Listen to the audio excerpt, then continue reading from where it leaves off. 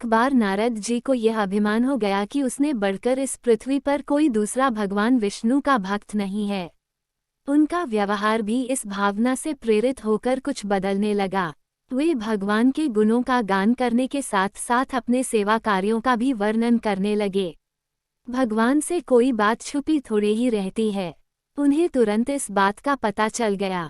वे अपने भक्त का पतन भला कैसे देख सकते थे, इसलिए उन्होंने नारद को इस दुष्प्रवृत्ति से बचाने का निर्णय किया। एक दिन नारद जी और भगवान विष्णु साथ साथ वन में जा रहे थे। अचानक विष्णु जी एक वृक्ष के नीचे थककर बैठ गए और बोले, भाई नारद जी, हम तो थक गए हैं, प्यास भी लगी है, कहीं से पानी मिल जाए तो लाओ। हमसे तो प्यास के मारे चला नहीं जा रहा है, हमारा गला सूख रहा है। ये सुनकर नारद जी तुरंत सावधान हो गए। उनके होते हुए भगवान भला प्यासे रहें।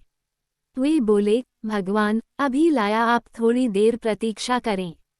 नारद जी एक और दौड़ लिए। उनके जाते ही भगवान मुस्कुराए और अपनी माया को नारद जी को सत्य के मार्ग पर लाने का आदेश दिया। माया शुरू हो गई। नारद जी थोड़ी ही दूर गए होंगे कि उन्हें एक गांव दिखाई पड़ा, जिसके बाहर कुएं पर कुछ युवा स्त्रियां पानी भर रही थी। कुएं के पास जब वे पहुंचे तो एक कन्या को देखकर अपनी सुध बुध खो बैठे, बस उसे ही निहारने लगे। वो ये भूल गए कि भगवान के लिए पानी लेने आए थे। कन्या भी नारद जी की भावना समझ गई। वो जल्दी जल्दी जल से घड़ा भरकर अपनी सहेलियों को पीछे छोड़कर घर की ओर लपकी।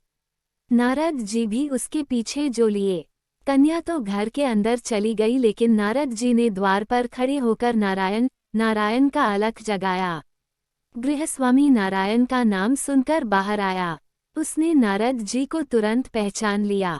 अत्यंत विनम्रता और आदर के साथ वह नारद जी को घर के अंदर ले गया और उनके हाथ पैर धोकर स्वच्छ आसन पर बिठाया तथा उनकी सेवा सत्कार में कोई कमी न छोड़ी। उनके आगमन से अपने को धन्य बताते हुए गृहस्वामी ने अपने योग्य सेवा के लिए आग्रह किया। नारद जी बोले, आपके घर में जो आपकी कन्या जल का घड़ा लेकर अभी अभी आई है, मैं उससे विवाह करना चाहता हूँ। नारद जी की बात सुनकर गृहस्वामी एकदम चकित रह गया, लेकिन उसे प्रसन्नता भी हुई कि मेरी कन्या एक ऐसे महान योगी तथा संत के पास जाएगी। उसने स्वीकृति प्रदान कर दी और नारद जी को अपने ही घर में रख लिया। 2-4 दिन पश्चात शुभ मुहूर्त में उसने अपनी कन्या का विवाह नारद जी के साथ कर दिया तथा उन्हें गांव में ही उतनी धरती का टुकड़ा दे दिया, खेती करके वे आराम से अपना और अपने परिवार का पेट भर सकें। दूर दूर तक ढूंढते रहे, लेकिन व्यर्थ रोते रट उनका बुरा हाल था। हृदय पत्नी और बच्चों को याद कर करके फटा जा रहा था। उनकी तो सारी गृहस्थी उजड़ गई थी। बेचारे क्या करें, किसे कौन से अपने भाग्य को या भगवान को। भगवान का ध्यान आते ही नारद जी के मस्तिष्क में प्रकाश फैल गया और पुरानी सारी बातें याद आ गईं। वे किस लिए आए थे और कहाँ आ गए। ओहो, भगवान विष्णु तो उनकी प्रतीक्षा कर रहे होंगे। वे तो उनके लिए जल लेने आए थे और यहाँ गृहस्थी बसाकर बैठ गए। वर्षों बीत गए गृहस्थी को बसने में और फिर सब नष्ट हो गया। क्या भगवान अब भी मेरी प्रतीक्षा में उसी वृक्ष के नीचे बैठे होंगे। ये सोचते ही बाढ़ नदारद हो गई। गांव अंतर्धान हो गया। वे तो घने वन में खड़े थे। नारद जी पछताते और शर्माते हुए दौड़े। देखा कुछ ही दूर पर उसी वृक्ष के नीचे भगवान लेटे हैं।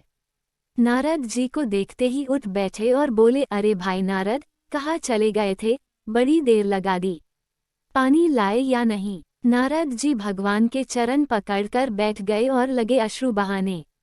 उनके मुंह से एक बोल भी नहीं फूटा।